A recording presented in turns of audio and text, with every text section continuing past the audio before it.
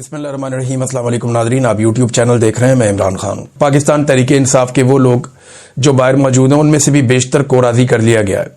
इमरान खान साहब को आइसोलेशन में डाल दिया जाएगा या कोशिश की जाएगी ये दिन निकाल दिए जाएं और ये एक्टिविटीज़ कर ली जाएं। नाज़रीन, राणा सनाउल्लाह ने एक और बड़ा घटिया हमला किया सुहेल अफरीदी पे। उन्हें कहा जी कि इनके साथ कोई नफ्सियाती मसला है, चेक करवाना चाहिए।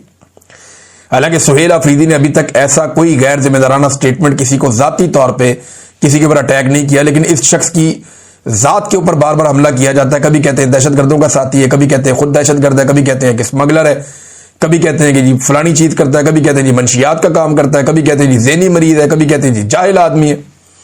मेरी समझ से बाहर है कि कितनी गालियां इन्होंने देनी है एक वजीर आला को, और उसका कसूर सिर्फ इतना है कि वो एक स्टूडेंट यूनियन का लीडर था और वहां से उठ के वो एक आम आदमी था, चप्पल पहन के चलने वाला, एक आम आदमी जो पैदल चलता है सड़कों पे, लोगों को रोजाना मिलता है, एक आम आदमी जिसके पास इलेक्शन लड़ने के लिए पूरे पैसे भी नहीं थे, एक आम आदमी जिसकी कोई बहुत बड़ी बड़ी जायदादें या खानदान भी नहीं है, एक आम आदमी जिसके एस्टेब्लिशमेंट में जर्नैलों के साथ और कोई बड़े बड़े सहाफियों के साथ ताल्लुकात भी नहीं है।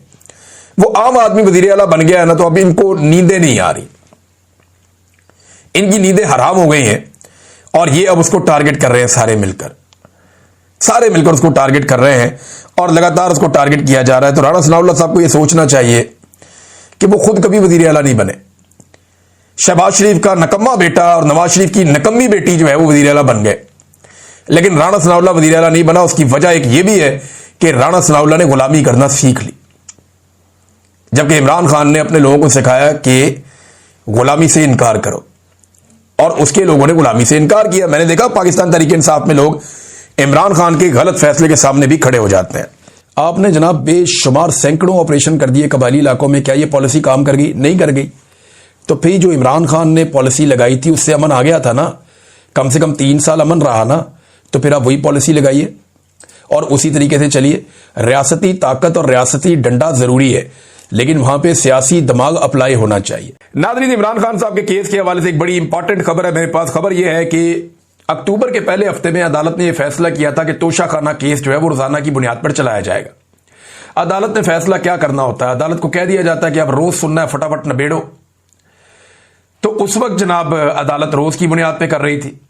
16 अक्टूबर को इसकी आखिरी समाअत हुई और फिर वहां से आगे इसकी तारीख दे दी गई 29 अक्टूबर तक। और जनाब अब एक नई खबर आई है और पता चला है कि इसे 27 नवंबर तक के लिए इमरान खान साहब के केस की समाअत मुलतवी कर दी गई है। 27 नवंबर को अब समाअत होगी।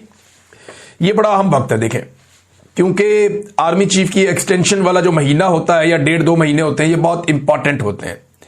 दिन तेजी से करीब आते जा रहे हैं और आर्मी चीफ की अब एक्सटेंशन होनी है या नहीं होनी, यह फैसला अब दिनों की बात रह गई है। यानी वो 2 साल मजीद कंटिन्यू करेंगे या उन्हें नए 5 साल दिए जाएंगे या वो रिटायर हो जाएंगे और एक नया आर्मी चीफ 5 साल की मुद्दत के लिए तैनात होकर आ जाएगा। इसके बारे में अभी कुछ कहा नहीं जा सकता। ये बदकिस्मती होती है पॉलिटिकल पार्टीज में, लेकिन ऐसा लगता है कि मुस्लिम लीगियों की किस्मत में यही है, कभी एक डिक्टेटर, कभी दूसरा डिक्टेटर, कभी तीसरा डिक्टेटर। बहरहाल अभी इस वक्त जो है वो नवाज शरीफ साहब की मकबूलियत काफी कम है आसिम मुनीर साहब के मुकाबले में, और वो भी मैं उनकी पार्टी की बात कर रहा हूं, बाहर की बात नहीं कर रहा।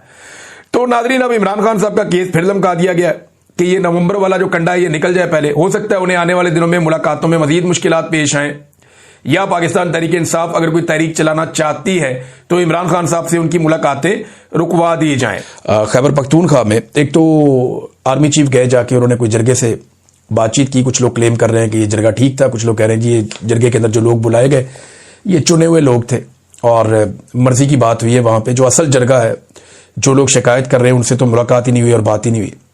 तो वो जरगा तो अभी पाकिस्तान तहरीक इंसाफ के वजीर आला सुहेल अफरीदी ने अनाउंस किया हुआ कि वो बुलाएंगे, देखते हैं वो जरगा क्या करता है। लेकिन सुहेल अफरीदी साहब की आज फिर मुलाकात नहीं करवाई गई। 4थी मरतबा वो गए और 4थी मरतबा उनकी मुलाकात नहीं करवाई गई। अंदाजा कर लीजिए आप, वो 4 मरतबा वहां जा चुका वजीर आला और 4 मरतबा उसकी मुलाकात नहीं करवाई गई। उसने कहा कि किसी सूबे का हक डंके की चोट पर मैं लूंगा, अपने सूबे का हक, लेकिन किसी से भीख नहीं चाहिए। पाकिस्तान में जो पॉलिसी गलत होगी इसके खिलाफ हूं मैं। उन्होंने ये भी कहा, उन्होंने कहा हमारे एक एक घर से 20-20 लोग शहीद हो रहे हैं। जिन लोगों के घरों पर मार्टर गोले और ड्रोन हमले होते हैं इसका दर्द वही समझते हैं।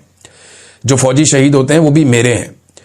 कल कुरम में शहीद होने वाले फौजी के घर गया, उसके जनाजे को कंधा भी दिया। वो एक शहीद के जनाजे का बोझ कल 80,000 शोहदा का बोझ था मेरे कंधे पर। ये फौज भी मेरी है, पाकिस्तान भी मेरा है, इसलिए पाकिस्तान में जो भी गलत पॉलिसी होगी मैं उस पर बोलूंगा। देखिए, हम अपनी पॉलिसियों से अपने फौजी शहीद करवा रहे हैं, अपने पुलिस वाले शहीद करवा रहे हैं। हमें दिमाग से काम लेना चाहिए। क्या ये पॉलिसी बलूचिस्तान में काम कर गई? नहीं कर गई।